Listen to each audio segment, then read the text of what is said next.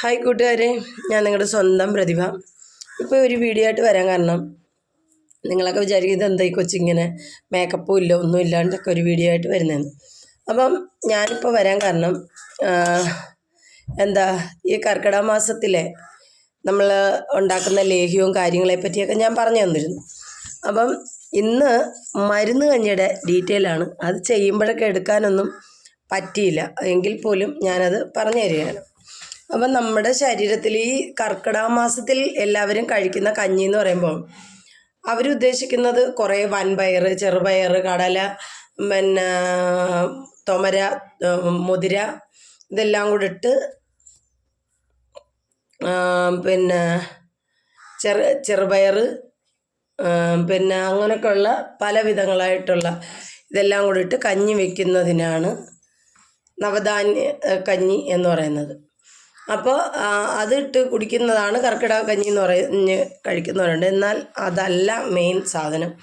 അത് ഇതിൻ്റെ കൂടെയുള്ളൊരു കൂട്ട് എന്ന് മാത്രമേ ഉള്ളൂ. എന്നാൽ മെയിനായിട്ട് കഴിക്കേണ്ട സാധനം മരുന്ന് കഞ്ഞിയാണ്. അതുകൊണ്ട് ഇതാണ് ഞാൻ മരുന്ന് കഞ്ഞി ഉണ്ടാക്കിയതാണിത്. ഇതെന്ന് പറയുന്ന ഒരു കുഞ്ഞു പ്ലേറ്റിൽ ഒരു കോപ്പ കഞ്ഞി എന്ന് പറയും, അതിന് ആണിപ്പോൾ കഴിക്കുന്നത്. നമ്മൾ ഉണ്ടാക്കി ഇന്ന് രാവിലെ സാധാ രീതിയിലുള്ള രുചിയേ ഉള്ളൂ, വലിയ പ്രത്യേകതയൊന്നും ഇതിനകത്ത് തോന്നത്തില്ല. പക്ഷേ ഇത് കഴിക്കുന്നതുകൊണ്ട് ശരീരത്തിലുണ്ടാവുന്ന പലവിധങ്ങളായ പ്രശ്നങ്ങൾ പരിഹരിക്കാൻ നല്ലതാണ്. ഇത് നമുക്കല്ലാത്തപ്പോഴും കഴിക്കാം, ഈ കർക്കിടക മാസത്തിൽ തന്നെ കഴിക്കണമെന്നില്ല. പക്ഷെ കർക്കിടക മാസത്തിൽ കഴിക്കുമ്പോൾ വേറൊരു പ്രത്യേകതയുണ്ട്. പിഴുപുളി കഴിക്കാൻ പാടില്ല, കൊഞ്ച് കഴിക്കാൻ പാടില്ല, കൂന്തൾ കഴിക്കാൻ പാടില്ല, അതായത് കണവ കഴിക്കാൻ പാടില്ല ഇത് കഴിക്കുന്ന സമയത്ത്. എന്നാൽ പുളിയിൽ ഏത് കഴിക്കാമെന്ന് വെച്ച് കഴിഞ്ഞാൽ കുടംപുളി കഴിക്കാം, കറിയിട്ടത് കഴിക്കാം. ഇതാണ് പ്രത്യേകത. ഇത് പിന്നെ അയല കഴിക്കാൻ പാടില്ല, മുട്ട, ചേമ്പ് ഇതൊന്നും നമ്മുടെ ആഹാര പദാർത്ഥത്തിൽ ഈ കർക്കിടക മാസത്തിലല്ലാണ്ട് ഈ മരുന്ന് കഞ്ഞി കഴിക്കാൻ ആഗ്രഹിക്കുന്നുണ്ട് എങ്കിൽ കഴിക്കാൻ പാടില്ല. കഴിച്ചു കഴിഞ്ഞാൽ ശരീരം നീര് വയ്ക്കുകയും ബുദ്ധിമുട്ടുണ്ടാകുകയും ചെയ്യും. ഇതിൻ്റെ മറുമരുന്ന് ചെയ്യാൻ അറിഞ്ഞൂടെങ്കിൽ ആൾക്ക് ബുദ്ധിമുട്ടുണ്ടാവും. പക്ഷേ ഇത് കഴിക്കുന്നതുകൊണ്ട് ഇത് കഴിക്കുന്ന തലേ ദിവസവും ശരി, പിറ്റേ ദിവസവും ശരി, അതിൻ്റെ അടുത്ത ദിവസവും, കഴിക്കുന്നതിൻ്റെ തലേ ദിവസം, കഴിക്കുന്നതിൻ്റെ അന്ന്, അത് കഴിച്ച് പിറ്റേ ദിവസവും ഒന്ന് കഴിക്കാതിരിക്കുക. ഈ പറയുന്ന സാധനങ്ങൾ 3 ദിവസം ഒരു പിന്നെ നോൺ വെജൊക്കെ എടുക്കാതിരിക്കുന്നതാണ് ഏറ്റവും നല്ലത്. അപ്പം പച്ചക്കറി ചേർക്കുമ്പോൾ ചെയ്യേണ്ടത് ചേന കുഴപ്പമില്ല, ചേമ്പ്, പിഴുപുളി ഇതൊന്നും ചേർക്കാതെ വേണം ആഹാരം ഉണ്ടാക്കി കഴിക്കാൻ. അപ്പം ഇതായിരിക്കും നല്ലതെന്ന് പറഞ്ഞാൽ ശരീരത്തിന് ഏറ്റവും ഗുണമുണ്ടാക്കും. അപ്പം നമ്മുടെ മരുന്ന് കഞ്ഞി എങ്ങനെയാണ് ഉണ്ടാക്കുന്നതെന്ന് ഞാൻ പറഞ്ഞുതരാം. മുക്കുറ്റി, കീഴാർനെല്ലി, ഇഞ്ചി, വെളുത്തുള്ളി, പിന്നെ ഒരു ലേശം കുരുമുളക്, ജീരകം, ചെറിയ ഉള്ളി ഇതെല്ലാം കൂടെ സമൂലം, പിന്നെ കീഴാർനെല്ലിയും മുക്കുറ്റിയും അരിച്ച് കഞ്ഞിക്കകത്ത് ഒഴിക്കണം. ഒഴിക്കണമെന്ന് പറഞ്ഞു കഴിഞ്ഞാൽ കഞ്ഞി ഒരുമാതിരി ഒരു മട്ടം അരവേവ് വന്നതിന് ശേഷം ഈ മുക്കുറ്റിയുടെ നീരൊഴിക്കുകയും അതിനോടൊപ്പം തന്നെ കീഴാർനെല്ലിയുടെ നീരും കൂടെ ഒഴിച്ച് അത് നല്ല പോലെ വേവിച്ച് എടുക്കുമ്പോഴത്തേക്കും ഉള്ളി, ജീരകം, പിന്നെ ഇത് ചേർക്കണം. ഓക്കെ, ഉള്ളിയും ജീരകം, കുരുമുളക് ഇത്രയും അതിനകത്ത് ചേർത്തിട്ടുണ്ടാവണം. ചേർത്ത് പിന്നെ അതിനിടയിൽ ഇച്ചിരി വറ്റൽ മുളക് കടിക്കണമെന്നൊക്കെ ആഗ്രഹമുള്ളവർക്ക് ഒരിച്ചിരി എരിയൊക്കെ വേണം എന്നാഗ്രഹിക്കുന്ന വ്യക്തികൾ ഇത് ഇടുക. പിന്നെ തഴുതാമ എന്ന് പറയുന്നൊരു ചീര ചെടിയുണ്ട്. അത് ഇതിനകത്ത് അരച്ച് ചിലർ ചേർക്കുന്നവരുണ്ട്. ഈ പച്ചമരുന്ന് 3 എണ്ണം കൂടെ അരച്ച് ചേർത്ത് ഉണ്ടാക്കുന്നവരുണ്ട്. നമുക്കിതിനെ തോരൻ വെച്ചാൽ മതി. പക്ഷേ ഇത് നല്ലപോലെ കഴുകി തോർത്തണം. ഈ ഇല തോർത്തി അതിന് ശേഷം അതിനെ കുരുകുരാന്ന് അരിഞ്ഞ് ഇച്ചിരി ധാരാളം ഉള്ളിയും ഇട്ട്, സവാള ഇടണ്ട, അത് നല്ലതല്ല, അതത്ര ഇതല്ല.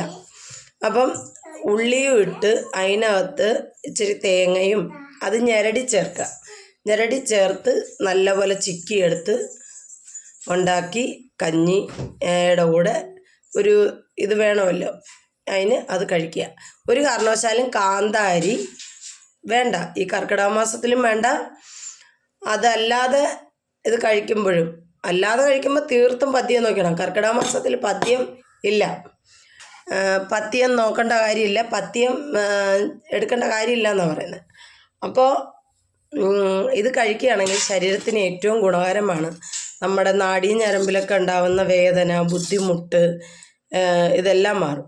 പിന്നെ കുടങ്ങലും അരച്ച് ഇതിൻ്റെ നീര് ഇതിനകത്ത് ചേർക്കാമെന്നാണ്. പക്ഷെ നമുക്ക് കുടങ്ങൽ കിട്ടിയില്ല. കുടങ്ങൽ, കീഴാർനെല്ലി, മുക്കുറ്റി, ഇത് 3 അരിച്ച് ഇതിനകത്ത് ചേർക്കേണ്ടത്. പിന്നെ തഴുതാമ ചേർക്കുന്നവരുണ്ട്. തഴുതാമ കഞ്ഞിക്കകത്ത് ചേർക്കണ്ട, അതിനെ തോരനാക്കുന്നതായിരിക്കും നല്ലത്. ചിലപ്പോൾ അതിന് ചെറുതായിട്ട് അത് കറക്റ്റ് പ്രിപ്പറേഷൻ ശരിയായില്ലെങ്കിൽ ചൊറിച്ചിൽ പോലൊക്കെ തോന്നും. അതുകൊണ്ട് വെള്ള ഈർപ്പത്തോടുകൂടി തോരനുണ്ടാക്കി കഴിഞ്ഞാൽ നാക്ക് ചൊറിയും. അതുകൊണ്ട് നല്ലപോലെ കഴുകി വൃത്തിയാക്കിയതിന് ശേഷം അതിനെ വെള്ളം ചേർക്കരുത്. ഉള്ളിയുടെ വെള്ളത്തിൽ വെന്ത് വരെയാകാവൂ, അങ്ങനെ ചേർത്ത് വേണം. ഇതാണ് അതിൻ്റെ ഒരു പ്രൊസീജിയർ. അപ്പോൾ നമ്മൾ അതുപോലെ ചെയ്തു കഴിഞ്ഞാൽ ശരീരത്തിന് ഏറ്റവും ഗുണമാണ് കേട്ടോ. ഈ കഞ്ഞി ഇന്നലെ വൈകിട്ട് കുറച്ചുണ്ടാക്കി, എല്ലാവരും കഴിച്ചു. ഇന്ന് രാവിലെ ഉണ്ടാക്കി. ഇന്ന് രാവിലെയും ഉച്ചയ്ക്കും വൈകിട്ടും ഈ കഞ്ഞി തന്നെയാണ് ഞങ്ങളുടെ വീട്ടിൽ.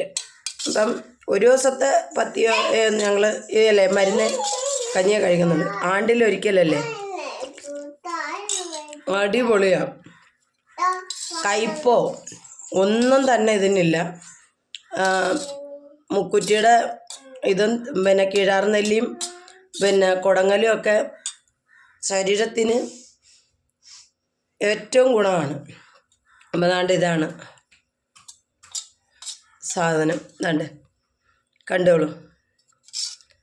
ഇത് വേവിക്കുന്നത് പച്ചരിയാണ് ഇട്ട് വേവിക്കുന്നത് കേട്ടോ, മറ്റേ അരിയല്ല, സാധാ അരിയല്ല, പച്ചരിയിലാണ് ഈ കഞ്ഞി ഉണ്ടാക്കുന്നത്. പുന്നെല്ല് കുത്തിയെടുത്ത അരിയാണ് ഏറ്റവും ബെറ്റർ. നമുക്കത് കിട്ടാൻ വാങ്ങില്ല. അപ്പം അതിന് പകരമായിട്ടാണ് പച്ചരി.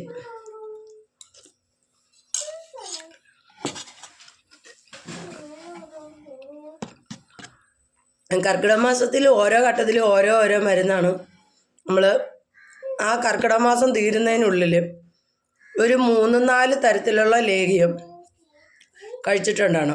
അപ്പോൾ കുടങ്ങൽ ലേഹ്യം കഴിച്ചു, പിന്നെ തെങ്ങും കൂമ്പ് അമൃത് കഴിച്ചു, പിന്നെ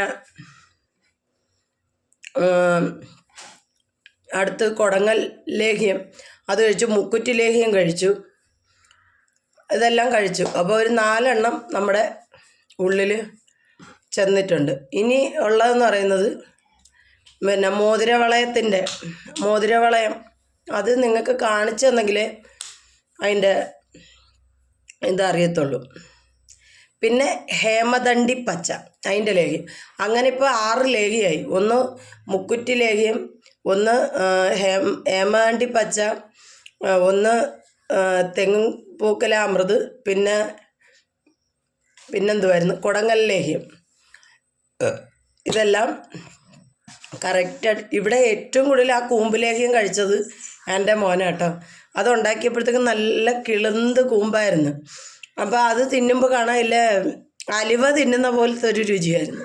അതുകൊണ്ട് നല്ല അമക്കമ്മിക്ക് അവൻ അപ്പോഴപ്പോഴും എടുത്തുകൊണ്ട് വെച്ച് കഴിപ്പായിരുന്നു. പിന്നെ അവസാനം അതിൻ്റെ പൊക്കത്ത് എടുത്ത് വച്ചിരിക്കുക. അപ്പം എല്ലാവരും കഴിക്കുക, ശരീരത്തിന് ആയുസ്സും ആരോഗ്യവും ഒക്കെ ഉണ്ടാവട്ടെ. നല്ല ആരോഗ്യമുണ്ടെങ്കിൽ നല്ലൊരു മനസ്സും നമുക്ക് നിലനിർത്താൻ കഴിയും. നമ്മുടെ ശരീരം ക്ഷയിക്ക് നമ്മുടെ മനസ്സും പ്രായം കൂടുതലായി തോന്നും.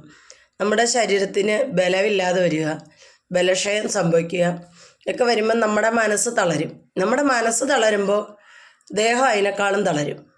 പക്ഷേ അങ്ങനെ വരാതിരിക്കാനാണ് അതത് മാസങ്ങളിൽ ഉള്ള ആ ഒരു ഇത് നമ്മൾ കഴിക്കുന്ന ആഹാര പദാർത്ഥങ്ങളിൽ ഏറ്റവും കൂടുതൽ പച്ചക്കറി, ചീര ഐറ്റം, ചെറുചീര, നവധാന്യങ്ങൾ മുളപ്പിച്ചെടുത്ത് കഴിക്കുക. ചീര കിട്ടാത്തവർ ചെയ്യേണ്ട കാര്യങ്ങളാണ് പിന്നെ കുറച്ച് ഒരു പിടി പയറെടുത്ത്, പച്ചപ്പയറാവട്ടെ വൻപയറാവട്ടെ ഏതോ ആവട്ടെ എടുത്ത് നല്ലപോലെ കഴുകി ഇച്ചിരി കുതിർത്ത് വെച്ച് അത് കിളിച്ച് കഴിയുമ്പോൾ അതിൽ നമ്മളൊരു ടിഷ്യൂ പേപ്പറിൻ്റെ മണ്ടയിൽ പോലും ഇട്ട് വെച്ചാൽ അത് ചെറിയ മുള പൊട്ടി വരും. നല്ലപോലെ വെള്ളം സ്പ്രേ ചെയ്ത് കൊടുത്താൽ മതി. അപ്പോൾ അതിനെ അരിഞ്ഞ് എടുത്ത് തോരൻ വെച്ച് നമുക്ക് തിന്നാം.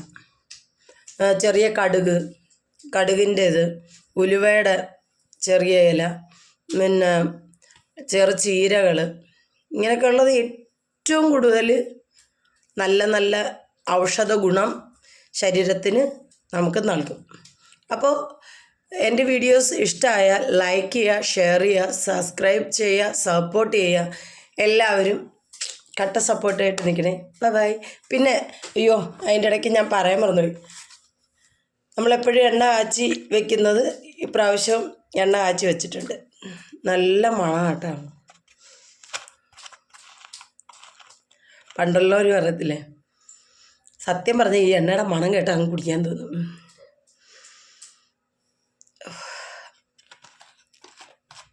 ഈ കാച്ചി എണ്ണ തേച്ച് കുളിച്ചിട്ട് വരുന്ന ആ മുടിയിൽ കിട്ടുന്ന ആ ഒരു മണമുണ്ടല്ലോ, അടിപൊളിയാണ്. അതാ ഞാൻ എണ്ണ തേച്ചിട്ട് ഇരിക്കുക. ഹെഡ് മസാജൊക്കെ കഴിഞ്ഞു. അപ്പോൾ ഇപ്പം കഞ്ഞി കുടിക്കാനായിട്ട് ഇരുന്നു. ഇനി ദേഹത്തൊക്കെ ഇച്ചിരി എണ്ണ തേച്ചിട്ടുണ്ട് ഞാൻ. അതും ദേഹത്തൊക്കെ നോക്കുമ്പോൾ ഒരു മുഖത്തൊക്കെ നല്ല ഗ്ലേസിങ് ആയി കേട്ടോ.